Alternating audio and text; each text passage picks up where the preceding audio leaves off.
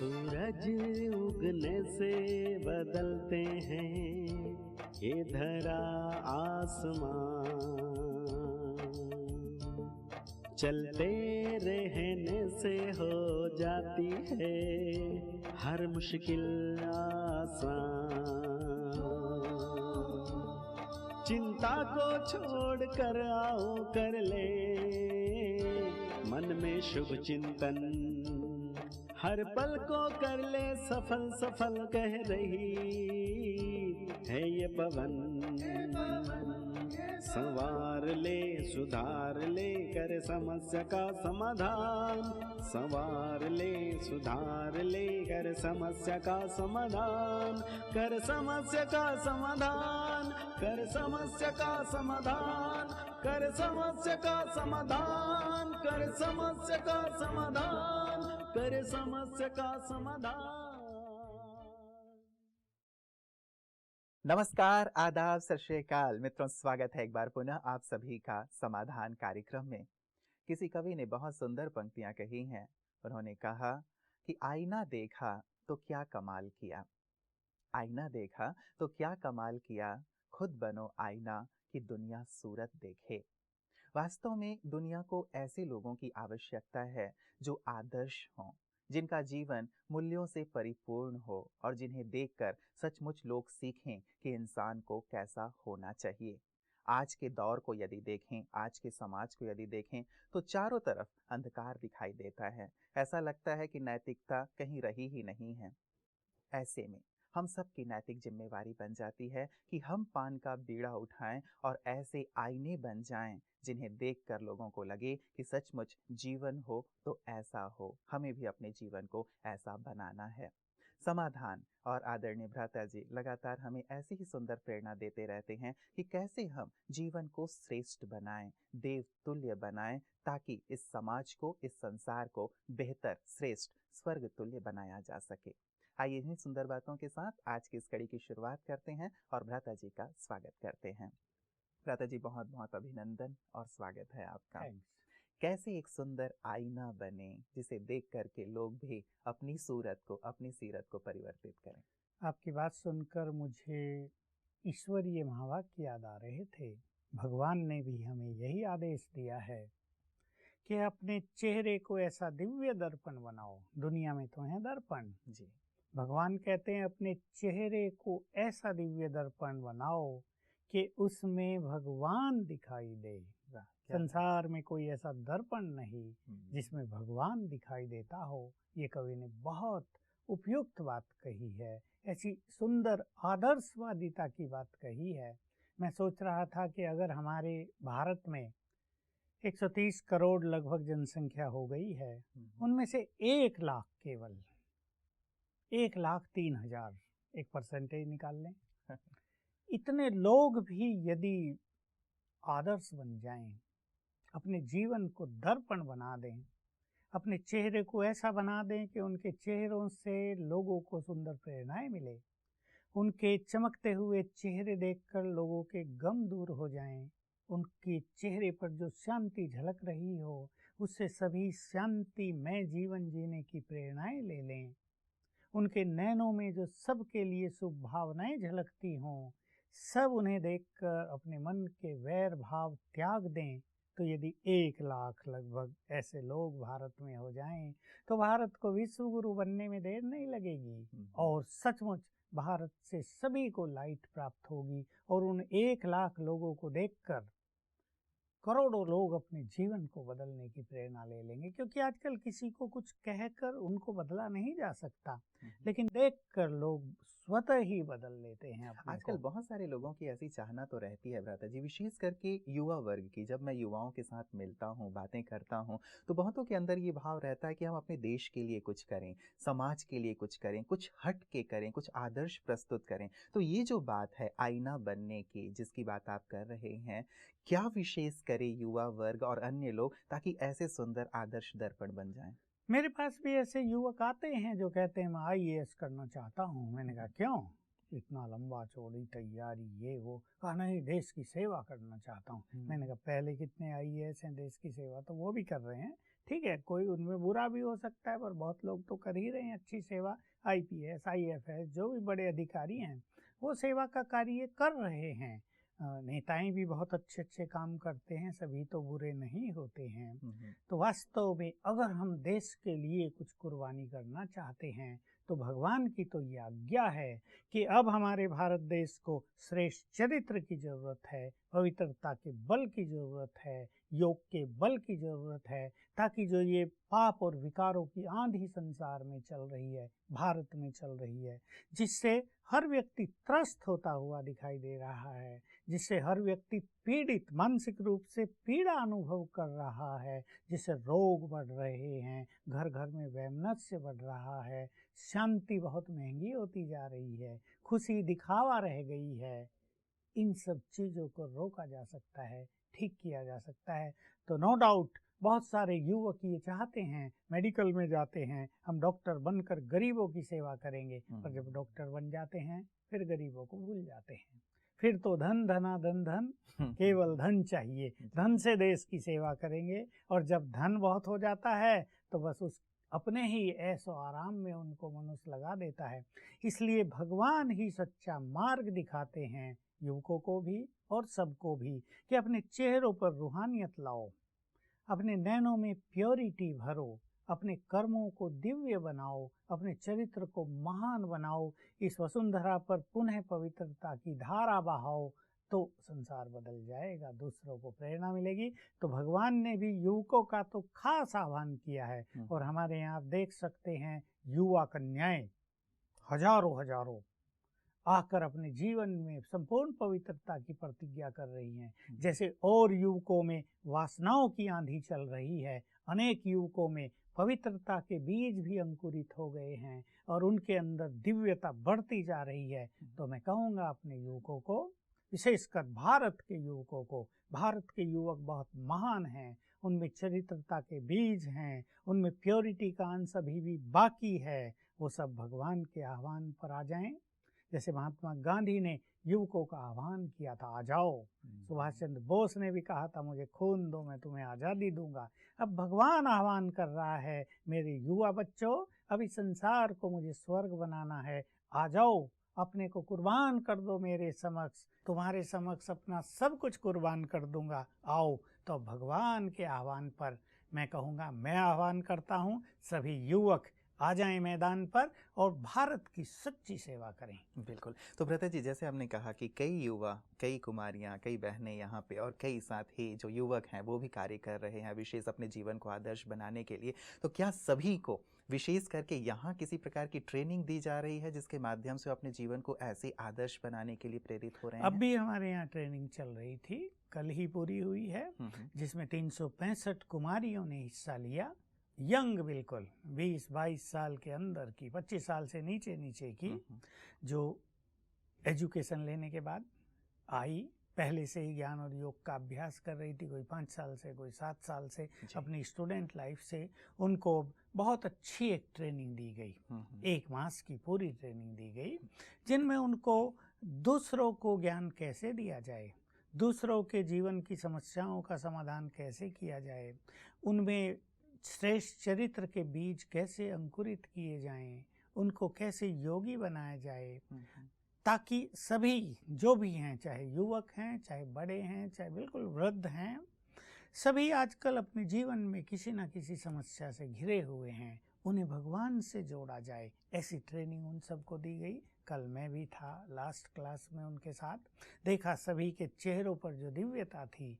मैं उन्हें भी कहा कि आपके चेहरों पर जो तेज है उसे देखकर अवश्य आपके अनेक साथी युवक प्रेरणा लेके कि हम भी इसी मार्ग का अनुसरण करें और भारत की विशेष सेवा करें। तो ये प्रोग्राम हमारे यहाँ चलते ही रहते हैं, बच्चों के प्रोग्राम भी चले पीछे, युवक बच्चे आए, छोटी आयु के आए, 15 साल के आए, 10 साल के आए, क्योंकि हम ये सोचते हैं कि जितने बच्चों को अच्छी चीज़ें सिखा दी जाएं, वो उनके सबकॉन्शियस माइंड में समा जाएं, तो बड़े होकर उनका जीवन उन्हीं आधार से चलेगा।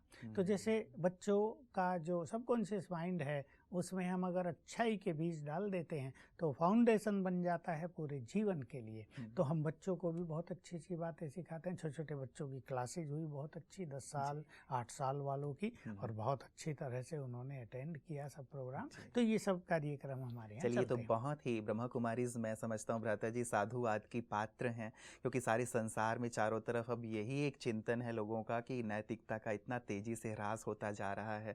आजकल बलात्कार की घटनाएं इतनी तेजी से बढ़ती जा रही हैं। रोज़ यदि आप न्यूज़ चैनल खोल लें तो यही घटना है कि छोटी बच्चियों के साथ ये।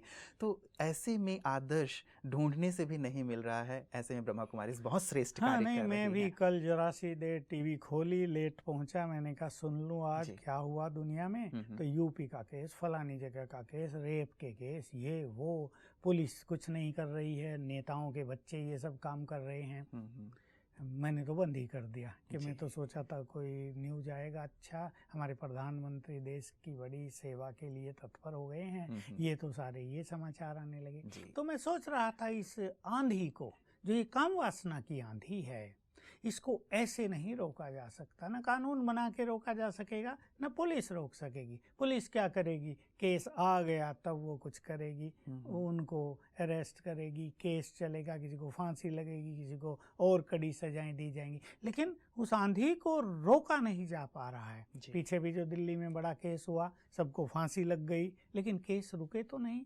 ऐसा लगता है कि काम वासना का प्रकोप मनुष्य के पास इतना जबरदस्त होता है कि उसको अपनी मृत्यु की भी चिंता नहीं रहती। वो सोचता है देखा जाएगा जो होगा, अब तो कर लो। इसको शायद कामांध हाँ, कह दिया कामांध कर दिया है इस विलासिता ने हमारे युवकों को विशेष रूप से। इसी में ब्रह्मा कुमारी का सबसे बड़ा योगदान है। और मैं उन पेरेंट्स को भी कहूँगा, मैं रिक्वेस्ट करूँगा कि उनके बच्चे अगर पवित्रता का मार्ग अपनाना चाहते हैं तो उन्हें गर्व होना चाहिए कि हमारे बच्चे दुनिया से बिल्कुल अलग हैं, देवत्व से भरपूर हैं, और उन्हें अपने बच्चों को सहयोग देना चाहिए।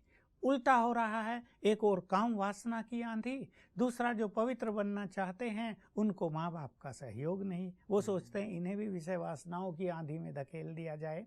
तो भगवान कहते हैं पवित्र बनो, अब मुझे ये सहयोग दो। तो मैं सबके पेरेंट्स को कह रहा हूँ कि अपने बच्चों को जो श्रेष्ठ चरित्र के मार्ग पे चलना चाहते हैं कोऑपरेट करो। बिल्कुल भ्राता जी, ये जो एक विशेष सभी के मन में, चलिए बात निकल गई है तो, कि सबके मन में बहुत ज़्यादा एक निराशा आ गई है कि सचमुच ये क्या हो रहा है। अंतर्राष्ट्रीय स्तर पे भी हमारे देश की एक प्रकार से निंदा ही हो रही है कि भारत में ये क्या हो रहा है। तो सभी के लिए एक शर्म की बात है। क्या आध्यात्म क्या कहता है कि कैसे इस चीज़ को निर्मूल किया जा सकता है, ठीक किया जा सकता है?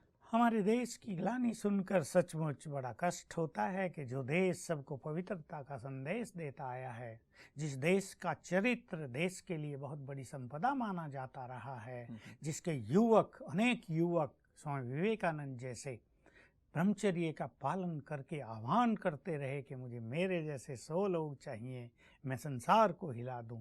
इस आध्यात्म की भूमि पर ये वासनाओं का गंदा नाला बहने लगा है, और इसमें लोग, विशेषकर जो बड़े लोग हैं जिनके पास कुछ सत्ता है, उनके बच्चे, यानी आउट ऑफ ईगो कि हमारा कोई कुछ नहीं बिगाड़ सकता, इस अहंकार के कारण ये कुकृत्य करते हैं। तो पहले तो मुझे संकल्प होता है कि सरकार को ऐसे विधान बना देने चाहिए कि चाहे वो कितने बड़े आदमी का बच्चा हो, उसने ये काम किया तो तुरंत लटका दो, देर भी नहीं करनी चाहिए। जो सालों साल केस चलते हैं ये भी इसको बढ़ावा दे रहे हैं, तुरंत बस एक मतलब मास किसी में। कठोर कानून की आवश्यकता है। कठोर कानून की आवश्यकता है। पहले लोग कहते थे फांसी न दो, लेकिन फांसी के बिना अभी पापियों का उद्धार भी नहीं होने वाला है। तो अध्यात्म में इसकी बहुत अच्छी प्रक्रियाएं हैं, समाधान हैं, और हमारे यहाँ आने वाले लाखों लोग इन सब से मुक्त हो चुके हैं। उन्होंने अपने जीवन में पवित्रता को बिल्कुल संजोए लिया है, जैसे उससे अपना श्रृंगार कर लिया है। जो मनुष्य के अंदर देवत्व है उसको उजागर कर लिया है। तो अध्यात्म क्या सिखाता है? तुम पवित्र आत्माएं हो। बहुत अच्छी चीज। ये वासनाएं देह की चीजें हैं, देहभान से जुड़ी हुई चीजें हैं, लेकिन तुम तो हो ही चैतन्य आत्मा, पवित्र आत्मा। अपने सेल्फ की अवेयरनेस में आ जाओ, अपने को पहचानो, तो इससे अंदर जो प्योर संस्कार हैं वो इमर्ज होते हैं। फिर आध्यात्म दूसरी चीज सिखाता है, तुम भगवान के बच्चे हो। ये संकल्प ही आत्मा को प्योर वाइब्रेशंस देने लगता है। सोचो तुम्हारा कुल कितना महान है, तुम किसकी संतान हो, तुम्हारा पास्ट कितना गौरव से भरा हुआ है, कितना गर्व करने योग्य है तुम्हारा पास्ट। आध्यात्म याद दिलाता है तुम देव कुल के हो, तो पवित्रता बढ़ने लगती है। आध्यात्म में हम राजयोग सिखा रहे हैं सबको, जिस राजयोग के बल से मनुष्य अपनी वासनाओं पर विजय प्राप्त कर लेता है। और अगर थोड़े लोग भी और राजयोगी बन जाते हैं, हमारे पास 15-16 लाख हैं, लेकिन 15-16 करोड़ बन जाएं तो संसार को पवित्र बना देंगे। बिल्कुल प्रथा जी, जब विशेष करके परिवार वाले मतलब बच्चियों के साथ ऐसा होता है तो एक डर का भाव बैठ जाता है कि बच्चियां वैसे भी बाहर जाएंगे ही, कॉलेज जाना है, स्कूल जाना है, जॉब में जाना है, तो उनके मन में एक भय रहता है कि ठीक ठाक वापस आएँ। दूसरा, लड़कियां बाहर कार्य के लिए जाती भी हैं, क्या वो लोग कुछ विशेष ऐसा स्पिरिचुअल प्रैक्टिस कर सकते हैं जिससे कि वो सेफ रहें और साथ ही स्पिरिचुअल प्रैक्टिस उन्हें मदद कर सके? बिल्कुल, ये तो समाचार आते ही हैं। माँ बाप कहते हैं हमारी 10 साल की बच्ची है, भाई स्कूल जाती है, अभी हमें तो डर लगने लगा है। तो देश में एक भय का वातावरण बन जाता है इससे। और तो हमारी सरकारों को भी इसके लिए कुछ करना पड़ेगा, और इसके लिए हमारे जो उस स्टेट के नेता हैं उन्हें भी प्योरिटी अपने अंदर लानी पड़ेगी, तब ये काम शुरू होगा। लेकिन ये जो समस्या बढ़ती जा रही है और माँ बाप जो चिंतित होते जा रहे हैं, अब भाई भी चिंतित होंगे, उनकी 25 साल की बहन रोज ऑफिस जाती है, किसी की नाइट ड्यूटी भी होती है, कोई देर से आती हैं, बसों से यात्रा करके आती हैं, जाती हैं। अब मनुष्य अकेला ही तो आ जाएगा, ये तो नहीं उसके साथ सदाई कोई बॉडीगार्ड बनकर रहेगा।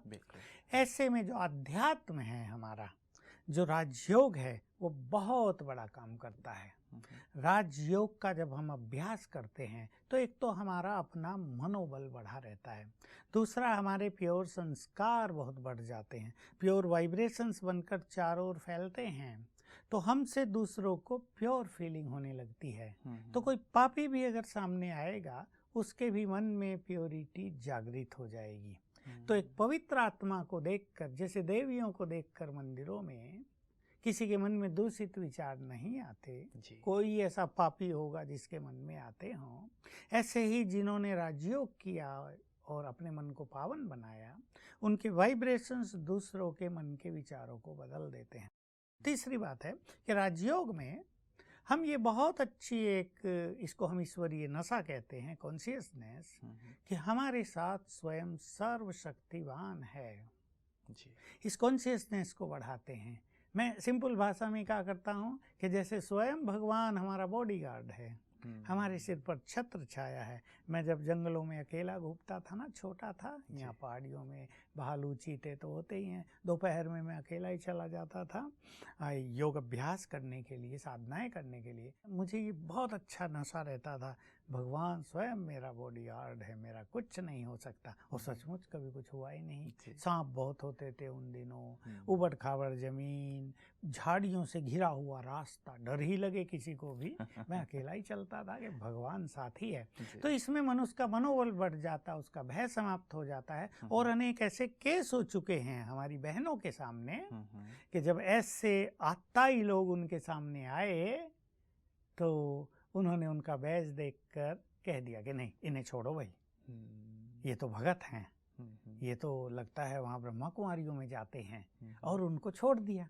तो एक सुरक्षा की भावना उनके अंदर भी जागृत हो गई। तो राजयोग सच में एक ऐसी प्रोटेक्शन मनुष्य को देता है, उसके मनोबल को और फियरलेसनेस को इतना बढ़ा देता है कि उससे इन चीज़ों से मनुष्य सेफ हो जाता है। बिल्कुल, मतलब एक साथ सुंदर अभ्यास राजयोग का किया जा सकता है, जिससे कि ये भी एक सुंदर निदान है। कम से कम चलिए, जैसे कई बार एग्जाम्पल दिया जाता है कि बारिश यदि हो रही है तो हम अपनी छतरी लेकर के चले तो हम सुरक्षित रहते हैं। तो चारों तरफ के वातावरण को ठीक करना खैर सरकार का काम है, NGOs कार्य कर रही हैं, सभी की जिम्मेवारी भी है, लेकिन व्यक्तिगत रूप से हम ये अभ्यास यदि कर लेते हैं तो हमारे मन का भय दूर हो जाएगा। मैं एक चीज़ और, जिन माताओं ने मुझे अभी अभी फ़ोन किए इस बारे में, कई फ़ोन आए जब ये 2-4 दिन में ऐसे केस होते रहे हैं, और कितना भयावह हुआ कि उनको मारकर टांग दिया गया। 2-3 केस ऐसे ही अभी अभी सामने आए।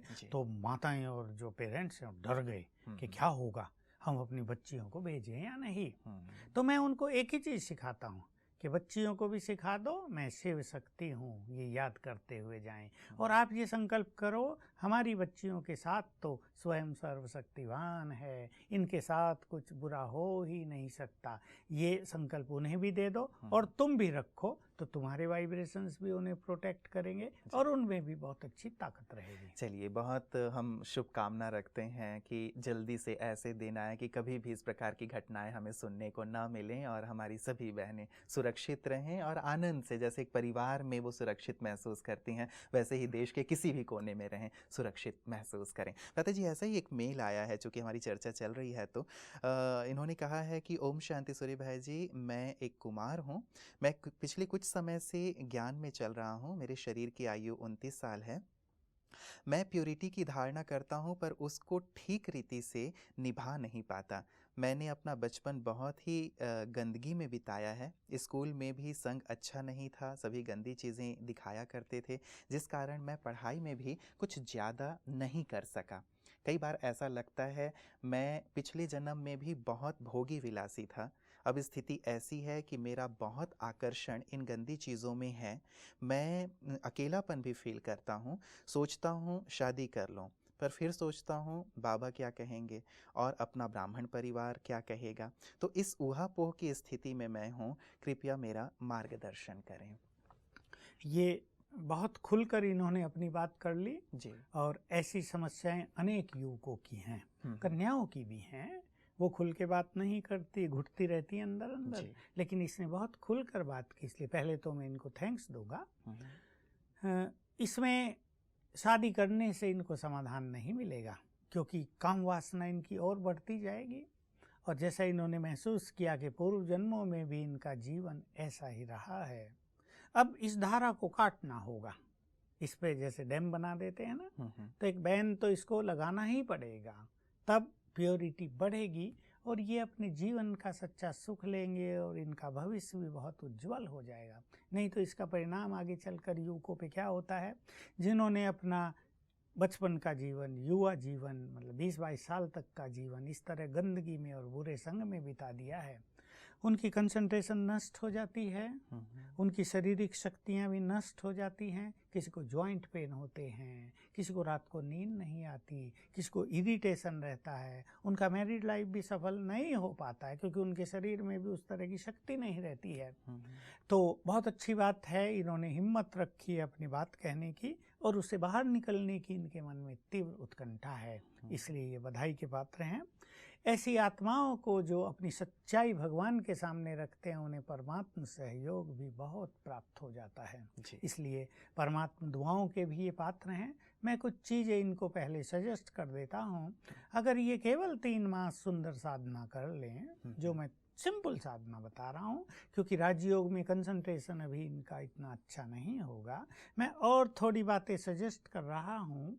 3 मास तक इन्हें जरा उसको अपना मेन लक्ष्य बनाकर उस पर फुल्ली फोकस कर दें तो बहुत अच्छा होगा। पहली चीज़ है स्वमान की प्रैक्टिस।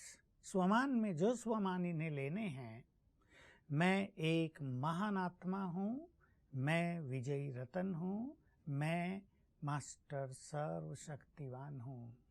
3 स्वमान जी। ये विशेष रूप से सवेरे उठते ही 21 बार अभ्यास कर लें, सोने से पहले 21 बार अभ्यास कर लें, सारे दिन में फिर 21 बार अभ्यास करें। सारे दिन में हम कम नंबर दे रहे हैं, तीनों स्वमानों को 21 बार एक ही क्रम से करेंगे। मैं एक महान आत्मा हूँ, मास्टर सर्वशक्तिवान हूँ, विजय रतन हूँ। मेरी इस और भी चिंतन करें, मेरी इस काम पर विजय निश्चित है। मैं तो कल्प कल्प का विजयी हूँ। कल पहले भी मैंने इस काम को जीता था, अब पुनः इस काम पर मेरी विजय होगी। तो सबकॉन्शियस माइंड भी इसको स्वीकार करता जाएगा और बहुत अच्छा रहेगा। अब इनके सामने समस्या ये होती होगी कि पास्ट इनको याद आता है। अभी भी इन्होंने लिखा है व्रता जी, आकर्षण होता रहता है उन गंदी चीज़ों की तो इसलिए पहली चीज़ इन्हें करनी है कि नेट पर, टीवी पर, पत्र पत्रिकाओं में जो कुछ ऐसा छपता है उस पर बैन लगा दें अपने लिए। मुझे इन सब चीज़ों को न देखना है न सुनना है। पहले 6 मास के लिए ये प्रतिज्ञा कर लें। अब मैंने राह बदल दी है, अब मेरी राह पवित्रता की राह है, तो मुझे ये काम वासना वाली चीज़ें न देखनी है न सुननी है। इससे बहुत मदद मिलेगी, आकर्षण होगा, लेकिन रोकना है अपने को जी। दूसरा जो अभ्यास है, ये तो हुआ एक प्रतिज्ञा, लेकिन पहला अभ्यास मैंने स्वमान का बताया। दूसरा अभ्यास है स्वयं को आत्मा देह से न्यारा महसूस करना। जैसे मैंने कहा, इनका बुद्धि योग परमात्मा से अभी नहीं लगेगा, क्योंकि वो परम पवित्र है, और जब तक हम अच्छे पवित्र नहीं बनते उस पर हमारी एकाग्रता नहीं होती है। मैं आत्मा हूँ और मैं यहाँ हूँ, मैं ज्योति हूँ। पहले इसका चिंतन करें, अपने लिए एक 3 मिनट की कमेंट्री तैयार कर लें। ये उस कमेंट्री को याद करते हुए सोल कॉन्शियस होने की प्रैक्टिस हर घंटे में 3 बार कर लिया करें। कामकाज में ही ये की जा सकती है। एक बार कमेंट्री से कर ली, फिर दूसरी बार मैं आत्मा हूँ, बस मैं इस देह से न्यारी हूँ, मैं तो पवित्र हूँ। 2 अभ्यास हर घंटे में 1 बार। इन्हें सबको देखना है पर्पजली, और देखना है ये सब आत्माएं हैं। ये देह तो विनाशी है, छोड़ने वाली है। इस देह में अंदर गंदगी गंदगी है, असली तत्व तो आत्मा है। ऐसे चिंतन के साथ बस ये 3 साधना अगर ये डट कर जरा करेंगे, इसमें कोई बहाना नहीं कि मैं तो भूल गया, आज हुआ नहीं, लग जाए इसके पीछे, तो मुश्किल से ही इन्हें 15 दिन लगेंगे। 15 दिन के बाद आनंद शुरू हो जाएगा, स्थिरता शुरू हो जाएगी, और 3 मास में इनको कुछ संघर्ष नहीं करना पड़ेगा। 3 मास इनके प्रगति की ओर ले जाने वाले होंगे, और 3 मास के बाद ये देखेंगे इनका योग अच्छा लगने लगा, पास्ट इन्हें खेल लगने लगा, इट वाज नथिंग, पूरा हो गया, और अब इनको भविष्य का नशा चढ़ने लगेगा। अपने वर्तमान को ये एंजॉय करेंगे, और हमें पूर्ण विश्वास है कि ये ऐसा अवश्य करेंगे और अपने भविष्य को उज्जवल बनाएंगे। चलिए, बहुत बहुत शुक्रिया भ्राता जी। एक आशा की किरण, समाधान तो लगातार आशा की किरण दिखा ही रहा है। ऐसे युवकों के लिए भी जो एक प्रकार से दुविधा की स्थिति में है कि अब इधर जाएं या इधर जाएं, उनके लिए एक सुंदर आज आपने प्रयास और अभ्यास बताया है। हमारी शुभकामना रहेगी कि इसमें वो अवश्य सफल हों। आपका बहुत बहुत शुक्रिया। मित्रों, यदि पवित्रता की राह चुन ली है तो एक नई राह है, जिस राह पे बहुत सारे विघ्न और बाधाएं तो आएंगे ही।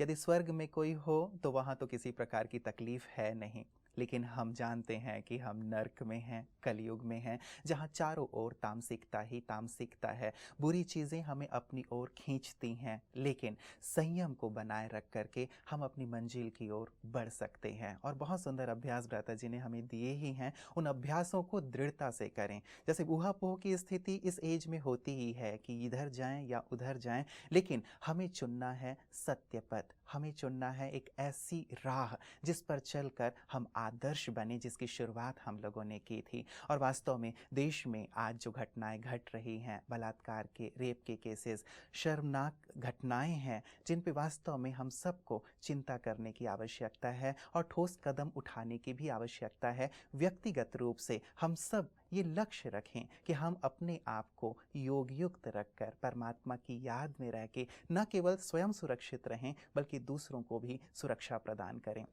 और एक विशेष बात जो मुझे याद आती है वो ये कि कभी भी भक्षक को याद नहीं किया जाता। समाज हमेशा ही भक्षक को बुरी निगाह से देखता है। रावण को हम हमेशा जलाते हैं, राम की पूजा करते हैं। तो क्यों ना हम भक्षक की बजाय रक्षक बने, तभी हम इस समाज को, इस संसार को स्वर्ग बना पाएंगे। यही सुंदर संकल्प अपने पास रखें, तभी हम सचमुच श्रेष्ठ समाज की ओर बढ़ पाएंगे।